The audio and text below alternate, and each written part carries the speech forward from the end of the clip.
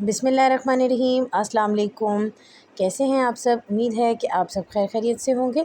आज मैं आप सब के लिए ईद स्पेशल बहुत ही टेस्टी, बहुत ही शानदार डिज़र्ट बनाने जा रहे हैं। इस डिज़र्ट को बनाना बहुत ही आसान है, तो कुछ टिप्स एंड ट्रिक्स हैं जो मैं आपके साथ आगे चल के शेयर करूँगी। तो चलें चलते हैं अपनी रेसिपी की तरफ। यहाँ पे मैंने 3 लीटर दूध लिया है। 2 किलो दूध जो है मैंने खुला लिया है और 1 पैकेट मैंने किसी भी अच्छे ब्रांड का आप यूज़ कर सकते हैं। चीनी हमने 1.5 कप इसमें इस्तेमाल की है। और अब हम ये वनीला कस्टर्ड इसमें यूज़ करें, ये भी हमने 1.5 कप यूज़ किया। 1 गिलास दूध में हमने ये 1.5 कप कस्टर्ड इसमें ऐड किया है। और आपने इसको गर्म दूध में नहीं ऐड करना, ठंडे दूध में ही आपने इसको कस्टर्ड को मिक्स करना है। इसकी हम अच्छे तरीके से कर लेंगे मिक्सिंग। उसके बाद हम इसको दूध में ऐड करेंगे।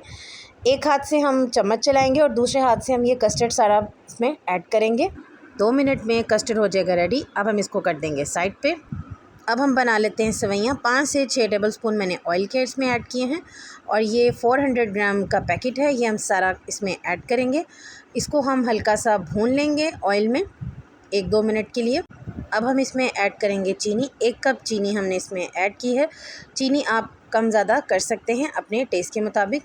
अब इसको हम मिक्स कर लेंगे। 4 कप पानी हमने इसमें ऐड किया है ताकि हमारी जो सेवइयाँ हैं वो सॉफ़्ट हो जाएँ।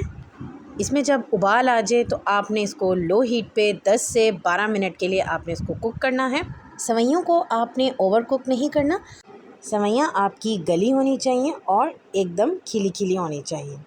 चैनल पे न्यू हैं तो हमारे चैनल को कर दें सब्सक्राइब और बेल आइकन को भी ज़रूर प्रेस करिएगा ताकि हमारी हर आने वाली न्यू वीडियो का नोटिफिकेशन सबसे पहले आपको मिले।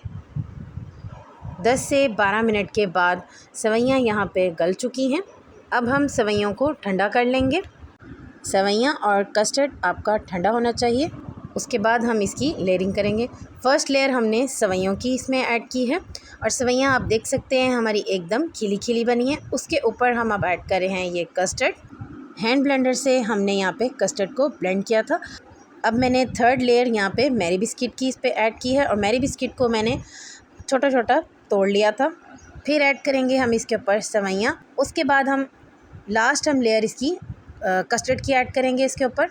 कस्टर्ड को अब हम थोड़ा सा डेकोरेट कर लेते हैं।